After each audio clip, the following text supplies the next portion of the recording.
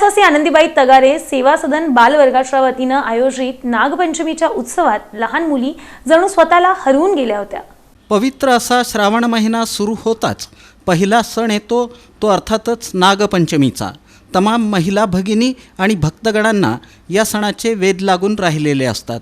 यंदाच्या वर्षी मंगळवारी 29 जुलै रोजी नागपंचमीचा सण असून या निमित्त सर्वत्र उत्साहाचं चैतन्याचं वातावरण दिसून येत आहे। दरम्यान सेवा सदन संस्था संचलित कैलासवासी आनंदीबाई द तगारे बालक मंदिर सेवा सदन बालवर्गाच्या वतीनं संस्थेच्या अध्यक्षा शीला मिस्त्री, सचिवा वीणा पत्की तसंच शालेय समितीच्या अध्यक्षा ॲडव्होकेट अर्चना जोशी कुलकर्णी, मार्गदर्शिका मंजुषा राठी यांच्या मार्गदर्शनाखाली शाळेत नागपंचमीच्या आदल्या दिवशी अर्थात सोमवारी नागपंचमीचा सण मोठ्या उत्साहात साजरा करण्यात आला। या पार्श्वभूमीवर लहान मुली अर्थात बाल विद्यार्थिनी या हाताला मेहंदी लावून नवीन ड्रेस घालून अगदी नटून थटून आल्या होत्या। सर्वांचा उत्साह हा वाखाणण्याजोगा होता। नागपंचमीनिमित्त खास मातीचं वारूळ तयार करण्यात आलं होतं। मुलींनी मातीचे तसंच कणकेचे नागोबा करून पूजेसाठी आणले होते। ते या वारुळाभोवती ठेवले होते। प्रारंभी बालक मंदिरच्या शिक्षिका पूनम ठाकूर यांनी सर्व मुलींना नागपंचमीची कथा सांगून या माध्यमातून नागपंचमी सणाचं महत्त्व स्पष्ट केलं। शोधाशोध करतात सगळ्या शाळांमध्ये, सगळ्या शेतांमध्ये, तर त्यांना सापडत नाहीत। मग आपल्या वारुळाजवळ येऊन बघतात तर काय आपली पिल्लं मेलेली आहेत। असं कुणी केलं? नागिनीला राग येतो। ती म्हणते माझ्या बाळांना कुणी मारलं, मी आता याचा शोध घेणार आहे। म्हणून ती काय करते, तिकडून फिरत असते, बघत असते कोण दिसतंय का। तर तिला काय दिसतं, त्या नांगराचा फाळ दिसतो आणि त्याला लागलेलं रक्त दिसतं। मग ती ओळखते या शेतकऱ्यांनीच मारले माझ्या पिलांना। आता मी या शेतकऱ्याच्या घरात कुणालाच ठेवणार नाही जिवंत, सगळ्यांना मारून टाकणार आहे। यानंतर बालक मंदिरच्या मुख्याध्यापिका मनीषा दिकोंडा यांच्या हस्ते नागदेवतेचं आणि वारुळाचं मनोभावे पूजन करण्यात येऊन आरती करण्यात आली। शाळेच्या शिक्षकांनीही वारुळाचं पूजन करून आरती केली। यावेळी मोठ्या उत्साहात नागपंचमीचं गाणं गाण्यात आलं।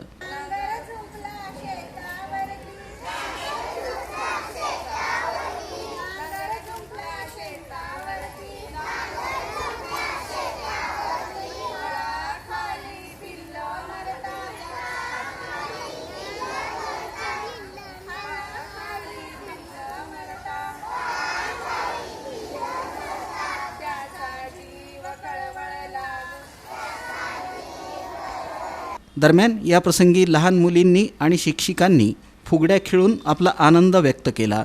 तसंच फेर धरून नागपंचमीची पारंपरिक गाणी आणि विविध प्रकारचे खेळ सादर करून या उत्सवाचा मनमुराद आनंद लुटला।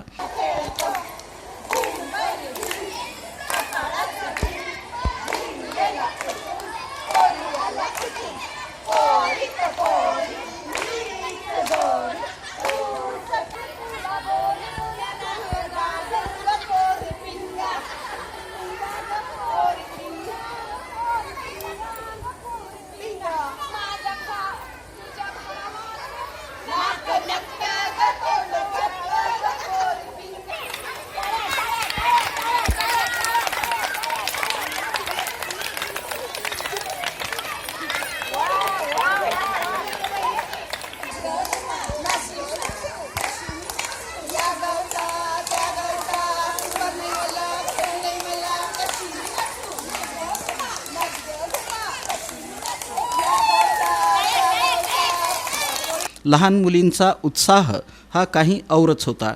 त्या स्वतःला जणू हरवून गेल्या होत्या, विसरून गेल्या होत्या। अनोख्या पद्धतीनं नागपंचमीचा हा उत्सव साजरा करण्यात आला। मुख्याध्यापिका मनीषा दिकोंडा यांनी या संदर्भात अधिक माहिती देताना या उपक्रमानिमित्त लहान मुलींचा दिसून आलेला उत्साह हा निश्चितच कौतुकास्पद असाच होता, अशा भावना व्यक्त केल्या। साजरी करत आहोत। उद्या शाळेला सुट्टी आहे, तर आम्ही इथे मावशींकडनं नागाचे वारूळ बनवलेत, मुलींनी कणकेचे नाग बनवून आणले आणि आपला हा सगळ्यांचा आवडता सण नागपंचमी म्हणजे जणू काही इथं आपल्या शाळेमध्ये मोठं वारूळ बांधल्यामुळे मुलींची जत्राच भरलेली दिसते. वेगवेगळे खेळ आणि सणाचं महत्त्व, गोष्ट, गाणी सगळे आपण इथं मुलींकडनं म्हणून घेतलेले आहेत. आणि अशा प्रकारे मुलींनी जे मेहंदी वगैरे सगळे हातात बांगड्या घातल्या, छान ड्रेस घातले, नवीन ड्रेस घालून आणि मुली छान नटून आल्यात. त्यामुळे उद्याचा सण जरी उद्या असला तरी पण आज आदल्या दिवशी आमच्या शाळेमध्ये सण असल्यासारखं वाटत आहे. आणि अशा प्रकारे आम्ही नागपंचमी छान साजरी करत आहोत. यावेळी निशिगंधा जाधव, अनुजा कुलकर्णी, प्राजक्ता आपटे, वृषाली ढोंसळे, पूनम ठाकूर, सुप्रिया किणीकर, आरती कुलकर्णी या शिक्षिकांसह सर्व सेविका, मावशी आदींची उपस्थिती होती.